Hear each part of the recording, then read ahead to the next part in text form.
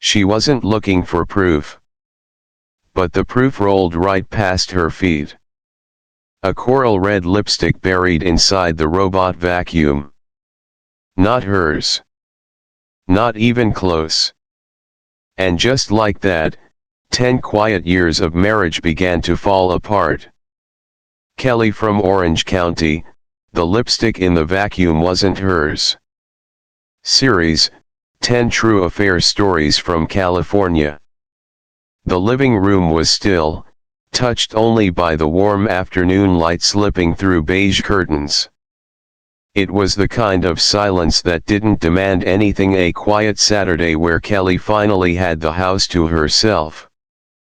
Her husband was out for a walk, or so he said. Their house in Orange County was modest, serene, tidy like her routines. Vacuuming, laundry, folding towels just right. Everything had its place. Everything made sense. She set the robot vacuum loose as she always did around this time. It hummed to life, swirling along the hardwood floor with the reliability of a well-trained pet. Kelly wiped the kitchen counter slowly, lost in thought, not thinking about anything in particular. But then, the pattern broke. A bump. Another. Then a rhythmic thud like the sound of someone gently knocking from beneath the couch. She peeked into the living room. The robot had veered off track, wedged beneath the edge of the beige sectional. It reversed, bumped again, reversed. And again. Kelly sighed, wiped her hands dry on her jeans, and crouched down to fetch it. Seriously, she murmured to the machine, lifting it by its sides. The vacuum gave a half-hearted spin of its brushes before whirring down to silence. She flipped open the dustbin to empty it, routine, robotic. But something caught her eye. Nestled between strands of hair, gray fuzz, and crumbs was a small, unfamiliar shape. Kelly squinted. Reaching in, her fingers wrapped around a smooth, cylindrical object. It was a lipstick. Coral red. Not hers. Her breath hitched. She turned it over in her palm. The label was rubbed off from friction. The cap was missing. The lipstick itself was smudged, half-used, and clung with threads of dust like it had been there for days, maybe weeks. Kelly blinked. Her first instinct wasn't betrayal. It was confusion. She rarely wore lipstick, and when she did, it was always matte nude or rosewood. Nothing this bright. Nothing this bold. Her first thought, could it be, from a guest? But no one had visited recently. Their friends weren't exactly the lipstick type. And who, she thought, drops a lipstick on the floor without noticing? Her knees tensed. She stared at the vacuum's open bin, the debris, the object, this intrusive, loud flash of color that didn't belong in her soft-toned life. Kelly placed the lipstick gently on the table. Her mind raced, but her hands remained still. She looked at the couch. At the hallway. At the stairs that led to their bedroom. Her husband had been working from home lately. Always in meetings, always busy behind that closed door. She had trusted that. She had trusted him. But now the silence around her started to feel staged. Too clean. Too composed. Like a soundproof lie. Her fingers itched. Her phone was right there. One quick search could pull up delivery logs, messages, cameras. But she didn't move. Not yet. She remembered last week, when she came home early and he looked startled, as if caught mid-thought. She remembered the whiff of perfume, sweet and unfamiliar, hanging in the kitchen like a question mark. He had smiled too quickly. But she brushed it off. Like she always did. Because he was loyal. Predictable. Too mild to cheat. Wasn't he? Kelly stood in the middle of the living room holding the vacuum like it might explain itself. Her heartbeat ticked faster. Not fear, anticipation. And something else. Something ancient and feminine, instinct. She sat down slowly, placing the vacuum on the floor, still staring at the lipstick. Her reflection in the television screen looked unfamiliar, like someone watching her from the other side. Someone who was just starting to wake up. For 10 years, she had lived inside a quiet marriage. A safe one. The kind of relationship people admired for its calm steadiness. She thought silence meant peace. Now she wasn't so sure. As she stood up and reached for a plastic bag to store the lipstick, she whispered aloud, not to anyone, but maybe to herself. Things don't just end up in the dustbin unless they were meant to be hidden. Outside, the wind rustled the palm leaves. Inside, the house remained still. But in Kelly's chest, something had begun to move. She didn't confront him that evening. She didn't cry. She didn't even mention the lipstick. Instead, she sat on the edge of their bed that night and stared into the dark, fingers closed around a secret the vacuum had given her. A secret no one else was supposed to find. Tomorrow, she thought, she'd clean again. But differently.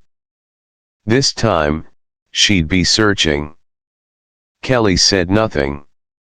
Not that evening, not the next morning. She moved through her days with robotic calm, just like the vacuum that had betrayed its master. The coral lipstick was hidden in her nightstand drawer, sealed in a Ziploc bag like evidence in a crime lab. She didn't know what it meant yet. But she intended to find out. She started to watch. It began with simple observations. What time he emerged from his office. How long his lunch breaks were. Whether he showered before or after meetings.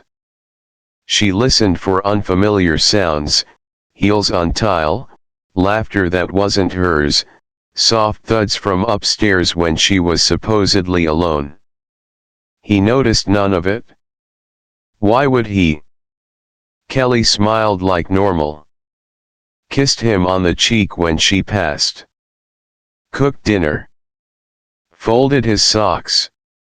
She played the role perfectly. But beneath the surface, something coiled tight, curiosity edged with quiet rage. One afternoon, she opened the smart home app. They had installed cameras 2 years ago, mostly to monitor their dog, now gone. The devices had motion sensors and cloud backups. She opened the camera feed for the living room. The footage skipped. 2 hours. Missing.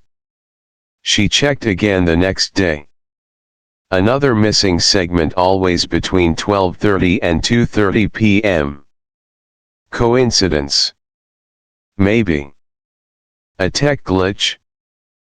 Possibly. But it happened again. And again. Kelly's fingers hovered over the screen. Her breath shallowed. The pattern was too perfect. Too intentional. She didn't panic. She documented. Every time a block of footage disappeared, she made note. took screenshots of the timestamps. She exported what little she could to a flash drive. That evening, she made lasagna. Her husband complimented the sauce. She smiled. Next, she turned her attention to the vacuum. The machine had an app, smart scheduling, remote control, a map of where it cleaned. She had never cared to use it before. Now, she dove in. The cleaning logs revealed something odd. The vacuum had been manually activated several times around noon, precisely when she wasn't home. Always for short bursts. 30 minutes here. 45 there. And always in the living room and kitchen. She checked the user logs. Each activation was linked to her husband's phone. Not automatic. Not scheduled. Her fingers clenched. Maybe he was just cleaning? Maybe he dropped something? Maybe it was nothing. Maybe. But the word no longer held comfort. It tasted like denial. Kelly waited a few more days. Observed. Measured. Studied. Then one evening, he left his laptop open in the kitchen while he stepped outside for a call. Kelly moved quietly. Sat down. The screen blinked to life. She opened the Uber app. Under his profile, she checked recent trips. Most were normal. Office supply runs. Coffee shops. But one stood out. A trip logged 2 weeks ago, 1:03 p.m., pickup, a nearby apartment complex. Drop off, their home. Kelly's throat tightened. There was no return trip. She clicked to see more details. The ride was short. Paid with Apple Pay. No tip. No other riders listed. Her mind reeled. She imagined the scenario, a woman stepping out of a rideshare, walking up their driveway while Kelly browsed the frozen aisle at Trader Joe's. She imagined the front door opening. The hallway. The couch. The kitchen counter where she chopped vegetables hours later. The air in the room grew thin. Her temples pulsed. She logged out. Closed the laptop. Placed it exactly as he left it. That night, she stared at the ceiling fan spinning above their bed. Her husband snored beside her, soft and unbothered. Kelly didn't cry. She didn't rage. Instead, she watched the shadows slide across the ceiling and whispered, "I don't need to yell. I just need the truth." She began to write. Not in a journal, but in structured notes, names, times, anomalies. Her phone became a vault of screenshots and voice memos. Every strange moment. Every misalignment. She captured it all. One morning, she noticed a faint mark on the counter. Lipstick. Coral. He had tried to wipe it, but the smear was stubborn, like guilt that stains even after scrubbing. She leaned closer, studying it like a detective with a magnifying glass. Kelly no longer lived inside her marriage. She lived alongside it, documenting the cracks. And with each detail, each cold, irrefutable piece of data, the story wrote itself. A story he didn't know she was reading. She no longer hoped it wasn't true. She just wanted to be sure. Because sometimes, a woman's silence isn't submission. It's strategy. The table was set with care. Two place settings. Crystal glasses. Her grandmother's porcelain plates. A single white candle flickering in the center. Kelly took a step back and studied the scene like a stage director preparing for a final act. She smoothed the tablecloth, checked the angle of the wine bottle, and made sure the TV remote was tucked beneath the napkin beside her plate. 10 years. That was the script. 10 years of marriage. 10 years of dinners, shared toothpaste, laundry folded in silence. 10 years of ordinary routines that now, under candlelight, felt like a prelude to something else entirely. He came down the stairs smiling, dressed in the navy button-up she liked. "Wow," he said, genuinely surprised. "You went all out." "It's a special night," she replied. They sat. They toasted. He said something about how fast the years had flown. She laughed softly, nodded. Passed him the bread. The lasagna was perfect. The red wine rich and warm. She let him talk. About a client call. A problem with a vendor. A new app feature he was excited to launch. She listened, hands steady, eyes bright. Halfway through the meal, she said, "I have a surprise." He raised an eyebrow. She stood, walked to the TV, and slipped in the USB drive. The screen blinked. The living room dimmed. At first, just static. Then motion. The footage was grainy, captured from a low angle, slightly tilted. It showed their kitchen. Their refrigerator. The counter. The floor. And then, movement. A woman entered the frame. Dark hair. Tight dress. She walked with purpose, barefoot on the tile. She paused, glanced behind her, and smiled. Seconds later, he followed. Kelly's husband. Laughing. The woman wrapped her arms around his neck. Kissed him. Long familiar. He didn't pull away. Kelly didn't look at the screen. She watched him. His fork had stopped. His mouth slightly open. He didn't blink. The blood drained from his face. The footage continued. They moved toward the counter. She lifted herself onto it. He stepped between her legs. Then something fell. A small object clattered to the floor. The woman jumped down, crouched, reached under the cabinet. But she didn't find it. The camera angle shifted this time from the robot vacuum, rolling nearby, unnoticed. It caught the lipstick rolling beneath the edge of the couch. Then the screen went black. Kelly returned to the table. Poured herself another glass of wine. Sat down. He was frozen.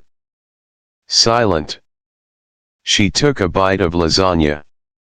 Chewed slowly. "You know," she said, not looking at him, "you can clean a lot of things. Counters. Schedules. Your phone." She turned to face him. "But the robot doesn't keep secrets." He opened his mouth, but no words came. She didn't cry. He reached for his glass. Missed. Knocked it slightly. The stem wobbled. Kelly wiped her mouth with the cloth napkin. Folded it. Placed it on her plate. "I just wanted you to see what I already knew." She stood. Walked to the kitchen. He followed, but slower, like gravity had suddenly thickened. "Kelly, I dash." She held up a hand. "Don't." The air was heavy with heat, garlic, silence. She opened a drawer. Pulled out the Ziploc bag. Held it up.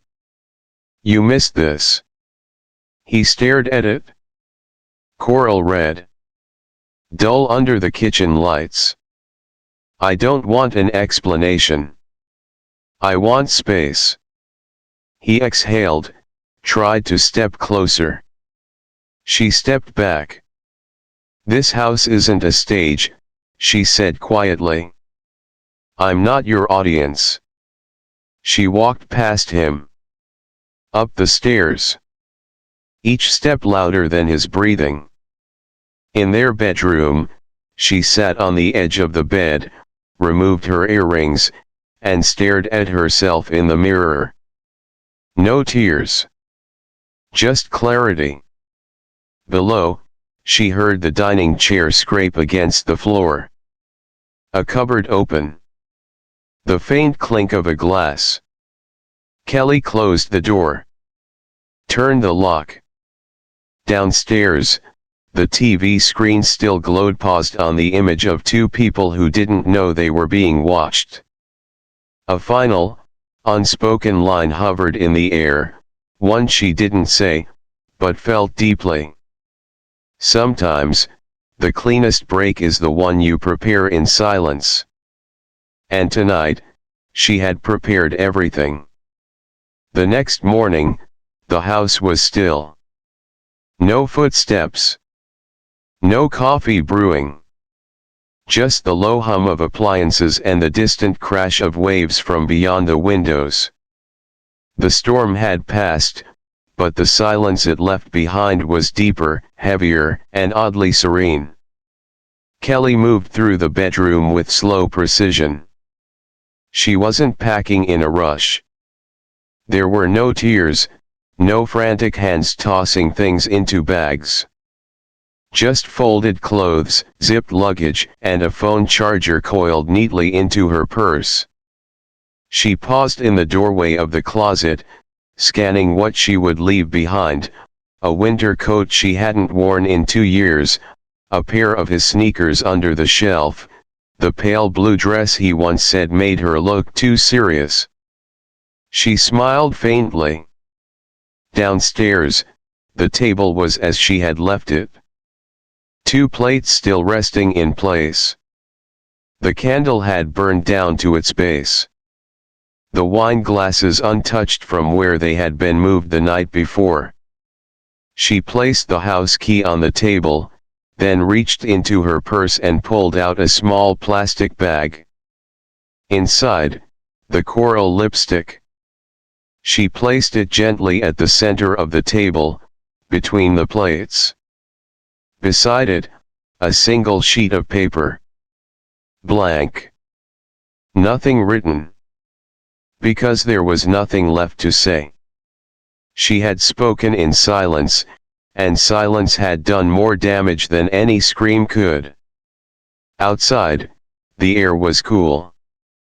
The sun hung low, casting soft gold onto the driveway as she stepped into her car.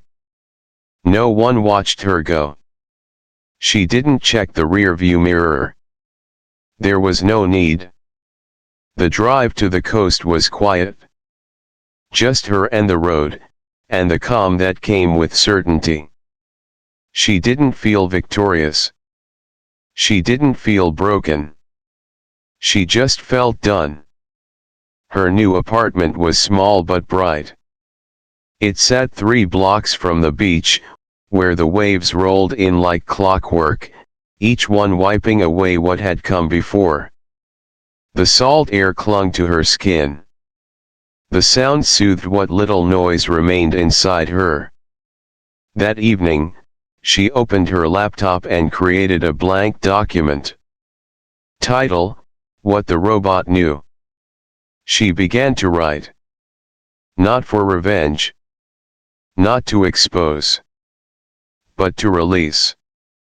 She wrote about the lipstick, the silence, the lies buried under everyday routines.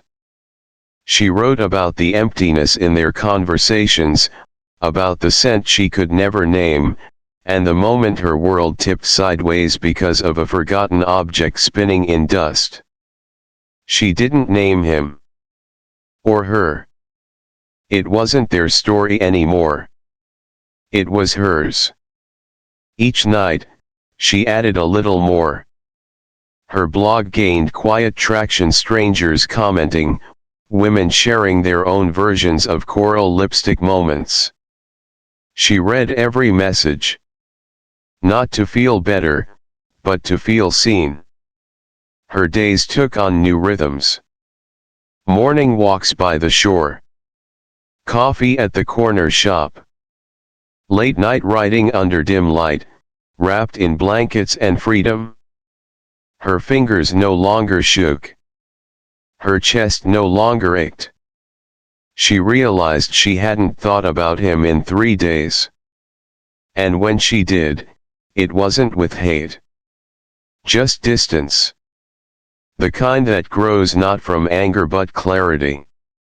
And as the tide rolled in that evening, Kelly stood barefoot in the sand, breathing in the salt and sky, and whispered to herself. He tried to hide it. But I lived through it. Then she turned. And walked home. Clean.